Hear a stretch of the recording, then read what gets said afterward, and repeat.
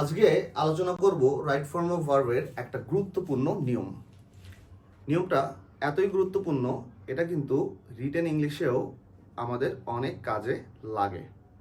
আচ্ছা, নিয়মটা আলোচনা করছি। অতীতে কোনো একটা কাজ করা উচিত ছিল, কিন্তু কাজটি করা হয়নি। দেরি না করে কাজটি করতে হবে এমন বোঝাতে ইট ইজ টাইম অথবা ইট ইজ হাই টাইম ব্যবহার হয়। আমি আবারও বলছি, ইট ইজ টাইম অথবা ইট ইজ হাই টাইম ব্যবহার হয়। এখন কথা হচ্ছে, ইট ইজ টাইম অথবা ইট ইজ হাই টাইমের পরে ভার্বের কোন ফর্ম হয়। আমি একদম পরিষ্কার করে বলছি, ইট ইজ টাইম অথবা ইট ইজ হাই টাইমের পরে ভার্বের পাস্ট ফর্ম হয়, যেটাকে আমরা V2 বলি। আমরা যদি একটু স্ট্রাকচার এবং এক্সাম্পল অ্যানালাইসিস করি তাহলে সহজেই বুঝতে পারবো। যে স্ট্রাকচারটা দেখাচ্ছে, ইট ইজ টাইম অথবা ইট ইজ হাই টাইম, এরপরে একটা সাবজেক্ট রয়েছে, তারপরে আমরা কিন্তু সব সময় ভার্বের পাস্ট ফর্ম, এই V2 এটাকে আমরা পাস্ট ফর্ম বলি, তারপর অবজেক্ট অথবা এক্সটেনশন থাকবে। এখন আমাদের তো আলোচ্য বিষয় হচ্ছে ভার্ব নিয়ে, তাই আমরা দেখব যে ইট ইজ টাইম অথবা ইট ইজ হাই টাইমের পরে আসলে ভার্বের কোন ফর্মটা বসে। ওকে, আমরা যদি তিনটা এক্সাম্পল খেয়াল করি। Habit is an important asset of human being. আচ্ছা, okay, it is high time we, it is high time রয়েছে, তারপরে উই সাবজেক্ট রয়েছে। এখন এই ভার্বটার কোন ফর্ম হবে?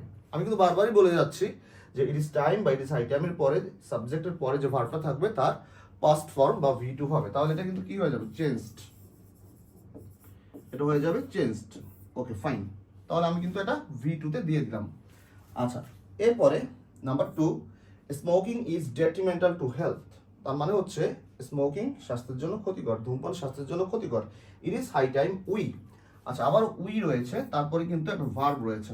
আচ্ছা, এখন এই ভার্বটা কোন ফর্মে হবে? এটাও কিন্তু আবার পাস্ট ফর্মে দিব, V2 তে দিব। তাহলে আমরা এটা লিখবো হচ্ছে লিভের পাস্ট ফর্ম হচ্ছে লেফট। আচ্ছা, ওকে, তারপরে English is an international language, it is time. আচ্ছা, আবারও ইট ইজ টাইম, এখানে আর ইট ইজ হাই টাইম নেই, এখানে রয়েছে ইট ইজ টাইম।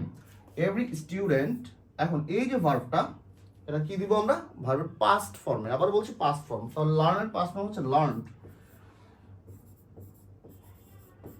অথবা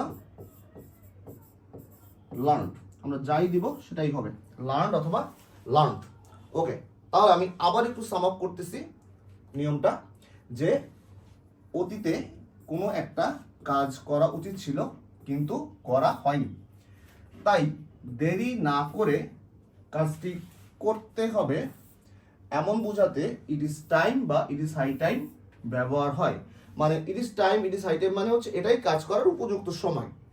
আচ্ছা, এখন কথা হচ্ছে, it is time, it is high টাইমের পরে ভার্বটি অবশ্যই পাস্ট ইনডিফিনিট টেন্সে হবে, যেটাকে আমরা পাস্ট ফর্ম বা V2 বলে থাকি।